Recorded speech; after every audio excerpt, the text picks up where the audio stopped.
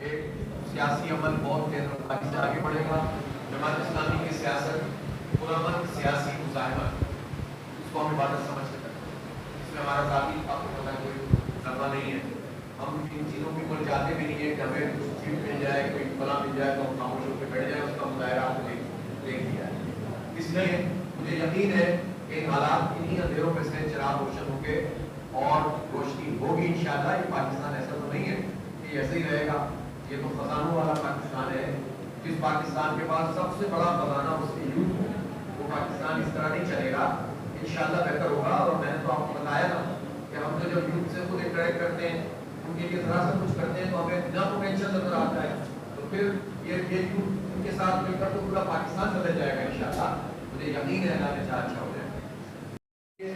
دولت کے ذریعے، سرمایہ کی طاقت کے ذریعے لوگوں کو لوگ بیوقوف بناتے ہیں اور اپنے اثر سے ووٹ حاصل کرتے ہیں. اور یہ تاثر بنا دیتے ہیں بعض پارٹیوں کے لیے، وہ تو یہاں سے جیت نہیں سکتے، تو جو یہاں سے جیت نہیں سکتا اس کو ووٹ میں ڈالا جائے.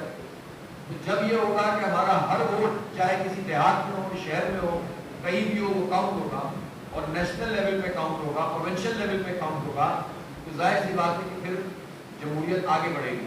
تو یہ متناسب نمائندگی کا مطالبہ جماعت اسلامی کا ہے، لیکن انفارچونیٹلی اس پہ کوئی پارٹی ہمارا ساتھ نہیں دے رہی. یہی تمام وجوہات ہیں جس کی بنیاد پر ہم نے فیصلہ کیا ہے کہ اب پارٹیوں کے اتحاد کے بجائے عوام سے ہم اتحاد کریں، یوتھ سے ہم اتحاد کریں، نوجوانوں کے ساتھ چلیں. اور میں ضمنی طور پر آپ کے سوال سے یہ چیز میرے ذہن میں آئی ہے، میں نے یوتھ کی بات کی ہے تو جماعت اسلامی اس وقت سب سے زیادہ جو فوکسڈ ہے وہ یوتھ پر ہے. آپ نے کل دیکھا پشاور میں ہم نے کتنے بڑے scale per I T education کا انیشیٹو کیا ہے. یہ سلسلہ کراچی سے شروع ہوا، پنجاب میں آیا اور اب کے ابھی تک چلا گیا ہے. اور پنجاب میں بھی ہم آنے والے چند دنوں میں انشاءاللہ اناؤنس کرنے والے ہیں.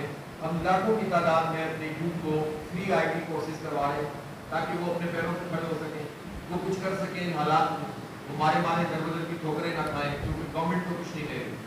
بات ہے تو وہ ہاتھ صرف یہ بھی نہیں ہوتے، سب کو نظر آتے ہیں. تو آپ کو نظر نہیں آ رہے گزرنے میں، کسی کو بھی نظر نہیں آ رہے، اس لیے کہ عوام کا شعور اب جس سطح پر آ گیا ہے نا. اب تو میں آپ کو بتاؤں ہوتا کیا ہے، آپ کو بعض لوگ اسٹیبلشمنٹ کو بہت گالیاں دیتے ہیں، وہ بہت برا بلا کہتے ہیں. اب تھوڑی دیر میں آپ کو اندازہ ہو جائے گا کہ پارٹی نہیں کی ہے. یہ بھی ایک طریقہ ہوتا ہے لوگوں کو کنفیوز کرنے کا. تو یہ فیشن بھی اب پرانا ہو جائے گا. اب جنرل فورسز ہی آگے بڑھ سکیں گی. جماعت اسلامی ایشوز پر بات کر رہی ہے، ہمارا بتاتی ایجنڈا ہی نہیں. ہم تو ہر سیلریڈ کلاس کی بھی بات کر رہے ہیں، ہم تو غریب مڈل کلاس کی بات کر رہے ہیں. ہمارا کیا اس میں ایشو؟ آپ ابھی کرتے ہیں، ہم نہیں کریں گے نظر، اور جب بیٹھ جائیں گے تو پھر اس کے بعد بتائیں گے. تو اس لیے ہم یہ سمجھتے ہیں کہ وہ ہمارا بالکل جینوئن بات ہے. تو اس میں کوئی دوسری آپ نے پارٹیوں کے دیکھیں، پارٹیوں کے ورکرز، سپورٹرز، ووٹرز کسی ملک کے عوام ہیں، میری سب کو دعوت ہے کہ ملک کرنے میں شریک. کوئی پارٹی اگر خود سے آنا چاہتی ہے آئے، لیکن ہم یہ امپریشن نہیں دینا چاہتے کہ 10 پارٹیاں مل کر ایک دھرنا کر رہی ہیں اور اس کے بعد ایک پارٹی ادھر سے نکل گئی، ایک ادھر سے نکل گئی، ایک نے کہا کہ مسئلہ بن جائے گا، ایک کو ڈبون آ گیا. اس سے جو ہے پبلک کنفیوز ہو جاتی ہے. ہم جماعت اسلامی کے پلیٹ فارم سے یہ دھرنا کر رہے ہیں، عوام کے ساتھ مل کر کر رہے ہیں. میرے پاکستان کے ہر پولیٹیکل ورکر کو اور سمیت تمام لوگوں کو یہ دعوت ہے، طلبا کو، مزدوروں کو، کسانوں کو، دانشوروں کو، سول سوسائٹی کو، وکلاء کو، سب کو، علماء کرام کو، یہ سب اس میں شریک ہوں اور فیملیز کے ساتھ آئیں. فیملی دھرنا ہوگا اور انشاءاللہ اپنی امت سے اللہ کی تعریف